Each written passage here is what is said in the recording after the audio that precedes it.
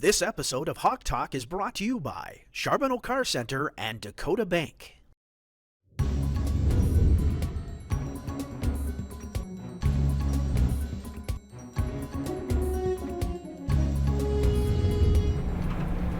Hi, and welcome back to this week's edition of Hawk Talk. I'm Clayton Koch, and I'm joined here by a brand new guest, so please introduce yourself, who you are, where you're from, and what do you do here at DSU?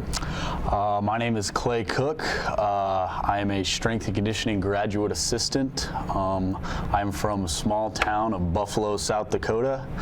I recently started my strength and conditioning career at Black Hills State University, where I played football, and then later interned with, and then took a trip down south to ACU, Abilene Christian University, interned there, made my way back to Black Hills State to finish off my playing career and my interning career, and then was just recently hired here at DSU as a graduate assistant.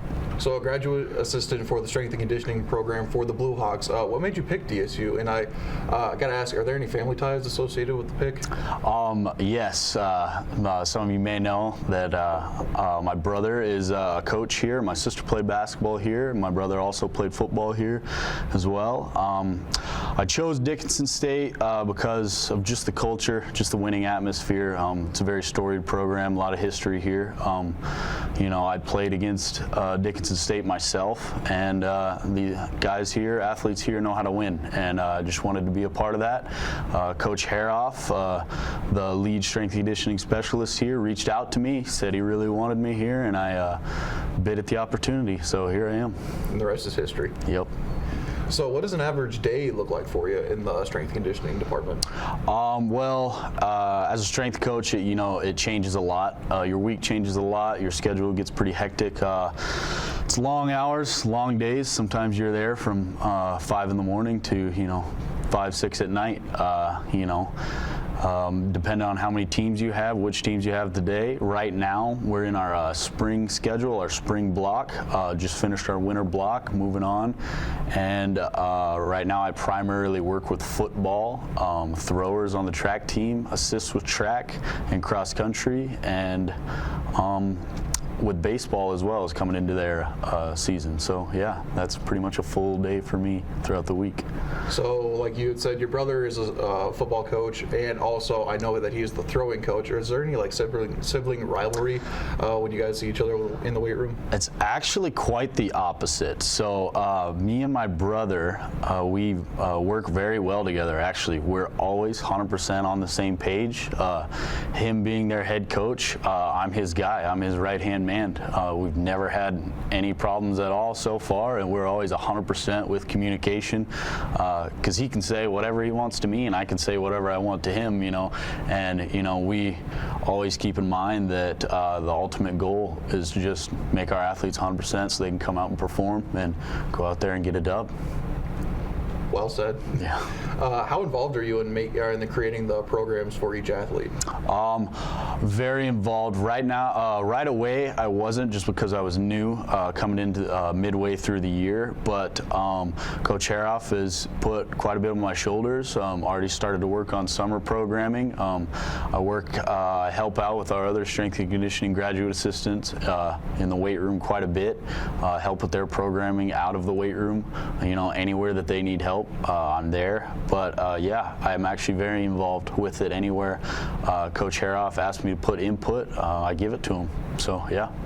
I mean, not too bad of a day right there. Yeah. Is there a certain point in your life where you kind of thought like the strength and conditioning route was the career for you? So I kind of accredited that.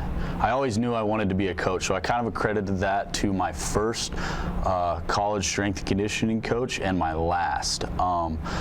He goes by the name of Aaron Siekman. He is the head strength coach at Concordia University, Wisconsin now, and I just fell in love with the weight room. I got to college, I was a skinny green bean kind of kid, played safety, knew wasn't going to be very good at that position, knew I needed to move up a little bit, put some poundage on, just moved up, and the best way to do that was get with your strength coach and get in the weight room. So I got with him. I was with him every day. I was basically attached to his leg, and then as the came time to intern, I knew I wanted to move forward with that in the coaching world. He left and took a new job at Concordia University, Wisconsin, like I said, and then Coach Van Blarcrum from Youngstown State came into Black Hills and took over the head job, and he just completely, changed my way of thinking about strength and conditioning and made me really love it and really put me to work, put my nose to the grindstone, and really showed me what it takes to be, a great strength and conditioning coach. So hopefully I can do that someday. Well, all right. So, Clayton, this is your first time on Hawk Talk, hopefully not the last time. We have some fun questions around here. Like, for instance, if you could only work out one muscle for the rest of your life, doesn't matter what it is there a particular one that you have in mind? One muscle? Just one particular muscle. Holy cow. I'm gonna throw a curveball here for you. How about the brain? Count that as a muscle. That is a muscle. A little twist for you there. Hey, I respect that answer. There we go. Me, not so much my brain. Calves. Oh, Can there never you do go. too many calf workouts. It's genetic. A lot of it's genetic. Don't worry about it. That is true. That is definitely true. So, strength and conditioning. Do you ever see what is the highlight for this job? The highlight is usually a measurement. A measurement meaning it could be a winner in the winner-loss column, or it can be, the PR that you see your athletes hit. And it's never individual. It's never what you get yourself ever. You kind of, it might be a little nostalgic, but you have to live vicariously through your athletes and what they do and how they perform. There's no better feeling than putting a group of athletes through 8 weeks or 12 weeks of just hard, rigorous training, preparing them for a season, seeing them hit a PR in the weight room, and then go and be able to take those gains we've made in the weight room and put them out on the field or on the court, or on the diamond or something like that. There's no better feeling than seeing them succeed like that. I know it's not really a personal goal, but you live vicariously through them. Very cool. Always good to hear answers kind of like that. So thank you. I'm gonna pat myself on the back for asking that question. That was a good question. That was really good. Lastly, Clayton, we asked this about everybody who comes on the show. Last question: what does DSU mean to you? What does DSU mean to me? Right now, DSU is a home. It's an opportunity. It's the next stepping stone in my career, young coaching career. It's tough. Sometimes, you got to work a lot of hours. You got to put in a lot of work. But right now, it's home, and it's a place where I can be close to my family and be able to continue my coaching career. Perfect. Well, Clayton, thank you very much for coming on. It's been awesome having you. Yep. Thanks for having me. Absolutely. We'll be right back right after this.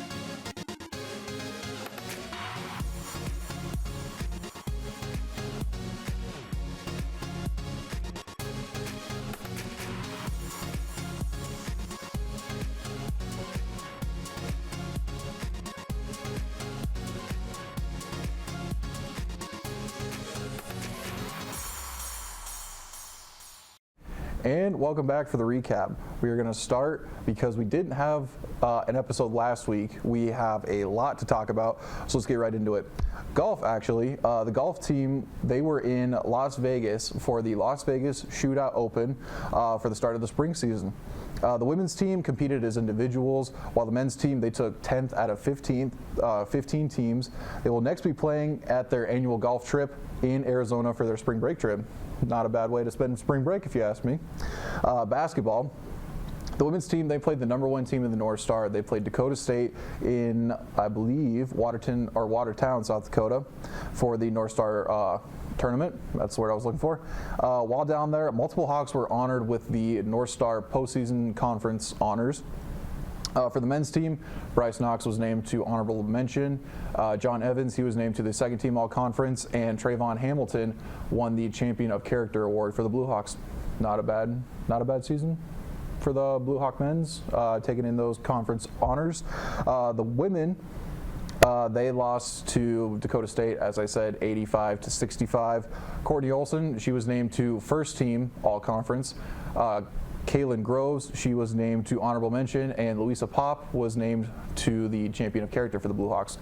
Like I said, not a bad way for the Hawks to end the conference. But I do have a problem with the North Star.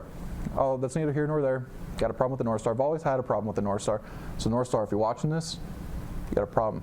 You got a problem with me. It's a bad deal. Anyways, baseball. Hawks are finally in baseball season. They are going to travel to Yankton, South Dakota to have 4 total games with Mount Marty. They're going to have 2 doubleheaders Thursday and for Friday. Softball, they're going to be headed down to Arizona for their trip to play a lot of teams from this weekend all the way up until next weekend.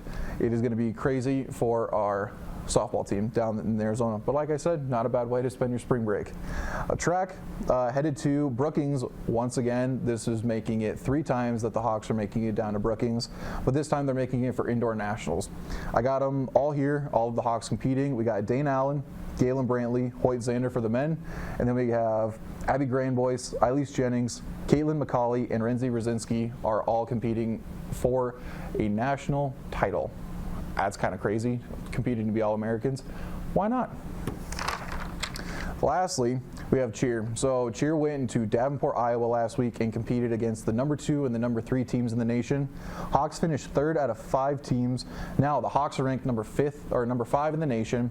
After this, they get prepared and compete in their national tournament on the 11th in Michigan. I know the name in the town of Michigan, but it's really hard to pronounce, so I'm just going to say Michigan. Call it good with that. If you don't follow us on our social medias, I think you should. You can follow us on our socials at DSU Heritage Fund on Twitter and on Instagram at DSU Foundation. I know I say it every week, but I actually forgot this time. Thanks, Trace, for putting that up there at DSU Foundation. There we go. On Instagram and on Twitter at DSU Heritage Fund. Thank you to the fans, sponsors, from myself, Hillary, Gunnar, and Kiera. Until next week, Hawks are up.